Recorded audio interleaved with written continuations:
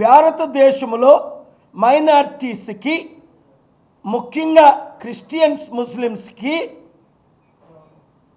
ఏమైనా న్యాయం జరుగుతుందా? మణిపూర్ ఘటన తర్వాత లక్షల మంది మణిపూర్లో కనిపించడం లేదు, వేల మంది చనిపోయారు. మనం వీడియోలు చూసాము. ఎంత ఘోరంగా నెకెడ్ యంగ్ అమ్మాయిల్ని నడిపించడం, ఇది చాలా విచారకరం. ఇది పవన్ కళ్యాణ్ వ్యాఖ్యల ద్వారా జరిగిన హత్య అని వందల వేల మంది దైవజనులు ఆరోపిస్తున్నారు. ఎందుకు అంటే నా దగ్గర వందల టెక్స్ట్ మెసేజ్లు ఉన్నాయి, ఒకటి కాదు. అవి నేను కోర్టులో రుజువు చేస్తాను. వందలు. 7569441275 వాట్సాప్ గ్రూప్కి వారి అనుమానాలు, నా ఫేస్బుక్లో మెసేజ్లు, ట్విట్టర్లో మెసేజ్లు, ఇన్స్టాగ్రామ్లో మెసేజ్లు, యూట్యూబ్లో మెసేజ్లు, పర్సనల్గా కాల్ చేసిన మెసేజ్లు. ఎందుకంటే డాక్టర్ కేఏ పాల్ మీరే మాకు దిక్కు, క్రైస్తవులందరికీ, ముస్లింలందరికీ ఈ దేశంలో పోరాటం చేయాలంటే అని వారు మెసేజ్లు పెడుతున్నారు. 20 ప్రశ్నలు. మొదటిగా, పోస్ట్ మార్టం రిపోర్టు ఇంతవరకు ఎందుకు రిలీజ్ చేయలేదు? 2, ప్రశ్నలు అడుగుతున్న పాస్టర్లు రాజమండ్రిలో ఎందుకు లాఠీ చార్జ్ చేశారు? 3, నాతో పోస్ట్ మార్టం సూపరింటెండెంట్తో కలుపుతానని ఎందుకు కలపలేదు? అక్కడ నేను కాముగా అందరినీ శాంతియుతంగా ఉంచిన తర్వాత. 4, రాధామోహన్ ఎవరినైతే వీళ్ళందరూ అనుమానిస్తున్నారో ఆయన ఇంతవరకు అరెస్టు చేశారా, రిమాండ్కి తీసుకున్నారా? 6, పవన్ కళ్యాణ్ వ్యాఖ్యలు లడ్డు విషయంలో, తర్వాత సనాతన ధర్మం విషయంలో, క్రైస్తవుల మధ్య, హిందువుల మధ్య, మహమ్మదీల మధ్య మీ అల్లానంటే, మీ ప్రాఫెట్నంటే, మీ జీసస్నంటే మీరు సహిస్తారా అని రెచ్చిపోయాడు. నేను సనాతన ధర్మం, అలాగ రెచ్చిపోవాలా? నేను ఎలా మాట్లాడుతున్నాను? ఆయన శాంతిగా మాట్లాడవసరం లేదా? ప్రశ్నలు అడగకూడదా? ఇలాగ ఆయనే రెచ్చిపోతే ఆయన అనుచరులు రెచ్చిపోలేదా?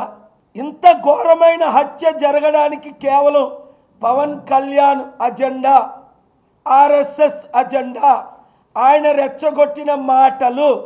ఒక ముస్లిం ఎమ్మెల్యే 15 నిమిషాలు కళ్ళు మూసుకోండి, మా సత్తా చూపిస్తామని పవన్ కళ్యాణ్ రెచ్చగొట్టాడే. కానీ ఆ ముస్లిం ఎమ్మెల్యేని 4 నెలలు అరెస్ట్ చేసి జైల్లో పెట్టారే. పవన్ కళ్యాణ్ని 4 నిమిషాలైనా అలాంటి మాట్లాడినందుకు అరెస్టు చేశారా? జైల్లో పెట్టారా? ఇన్వెస్టిగేషన్ చేశారా? ఇవన్నీ ఎందుకు అడుగుతున్నాను? ఇంకా ఇలాంటి కొన్ని వందల వేలు జరగకముందు మణిపూర్లో, ఉత్తరప్రదేశ్లో, నాగాలాండ్లో, మిజోరాంలో, అస్సాంలో, కేరళలో, తమిళనాడులో, ఆంధ్ర తెలంగాణలో, యూపీలో, అన్ని రాష్ట్రాల్లో ఇప్పుడు హత్యలు జరుగుతున్నాయి. దైవజనుల మీద హత్యలు, ముస్లిం లీడర్స్ మీద హత్యలు. ఇవి బ్యాడ్ నేమ్ ఎవరికి తీసుకొస్తుంది? ప్రైమ్ మినిస్టర్ మోదీకి, హోమ్ మినిస్టర్ అమిత్ షాకి, ఇండియన్ గవర్నమెంట్కి, ఇండియన్ డెమోక్రసీకి, ఇండియన్ సెక్యులరిజంకి, ఇండియన్ జ్యుడిషియరీకి. ఆర్టికల్ 19 నాకు ఇచ్చిన హక్కు, ఆర్టికల్ 14, 21 ఈ ప్రశ్నలు రైజ్ చేయడానికి. ఆయన అంటాడు ఎస్పీ ప్రశ్నలు అడుగుతున్నారు, పొలిటిసైజ్ చేస్తున్నారు, పోస్టులు చేస్తున్నారు, చర్యలు తీసుకుంటాం. ఏంట్రా నువ్వు తీసుకున్న చర్యలు? దేవుడు నీ మీద చర్య తీసుకుంటాడు. నేను చెప్పించానంటే రాజశేఖర రెడ్డి ముక్కలైపోయినట్టు నువ్వు యాక్సిడెంట్ అయి చేస్తా.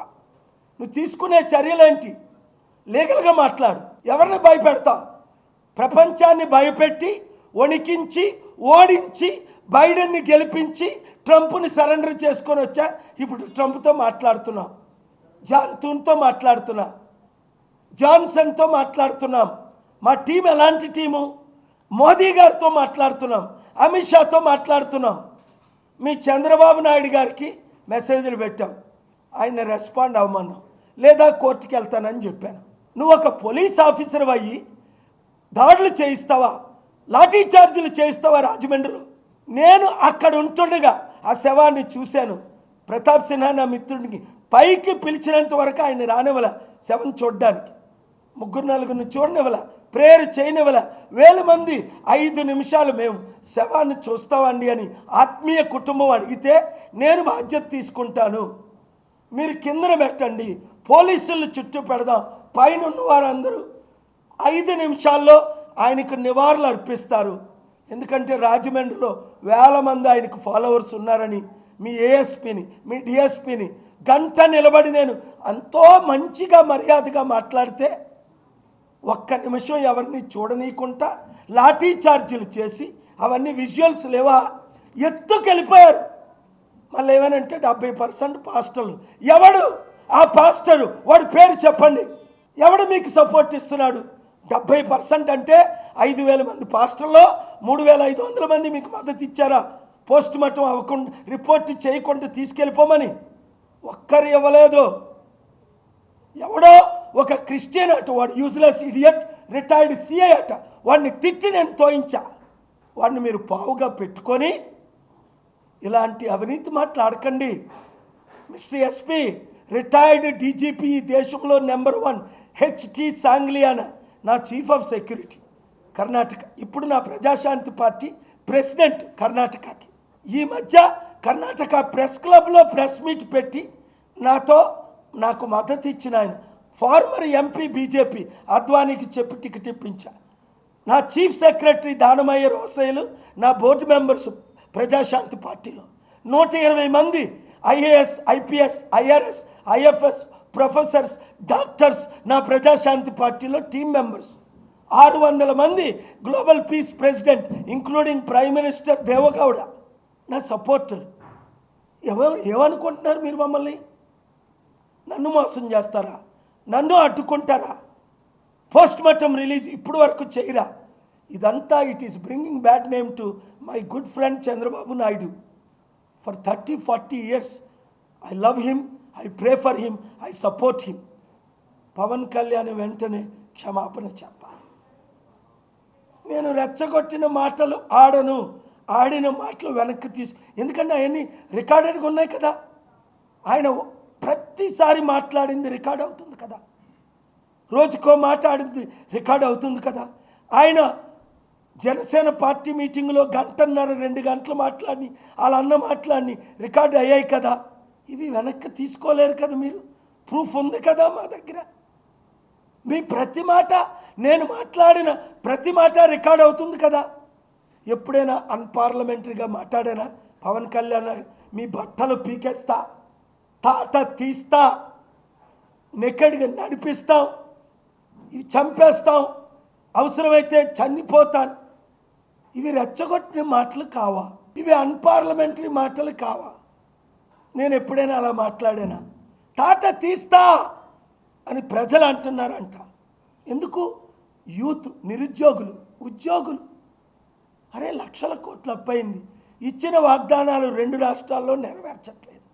అందుకే లాస్ట్ క్వశ్చన్, మంచి చర్యలు తీసుకోమని చంద్రబాబు నాయుడు గారిని, అలాగే 48 గంటల్లో పోస్ట్ మార్టం రిజల్ట్స్ ప్రకటించకపోతే నా ప్రణాళిక నేను చెప్తాను. Legal, national, international, CBI, political leaders including prime minister, home minister. 2 రోజుల క్రిందట పెద్దవారిని నేను ఢిల్లీలో కలిశాను. ఈ విషయం చర్చించాం. 3 పెద్ద లీడర్లో ఒకరిని కలిసాం, ఒకరితో మాట్లాడాం. నేనే ఆ బెట్టింగ్ యాప్ విషయం మీకు తెలుసు. 50 కోట్ల యూత్కి అన్యాయం జరుగుతుంది. దాని ద్వారా కోట్ల రూపాయల సంపాదన ఈ cine actors, producers, Sachin Tendulkar క్రికెటర్స్కి 7,000-14,000 కోట్ల ఆదాయం దేశానికి. కానీ లక్షల కోట్ల నష్టం ప్రాణాలకి, రాష్ట్రాలకి. నేనున్నాను కదా. 7569441275కు గ్రూపులు పెట్టండి. ఒక్కొక్కరు 100 మందికి చెప్పండి. మార్పు రావాలి. ఆ మార్పు మనమే తేవాలి. అతి త్వరలో చాలా విషయాలు మీకు ఇన్ఫార్మ్ చేస్తాను. మీడియా మిత్రులు షార్ట్ నోటీస్లో వచ్చినందుకు thank you very much. God bless you media వానర్స్. Please subscribe to the channel and download the Politicos app from the links in the description.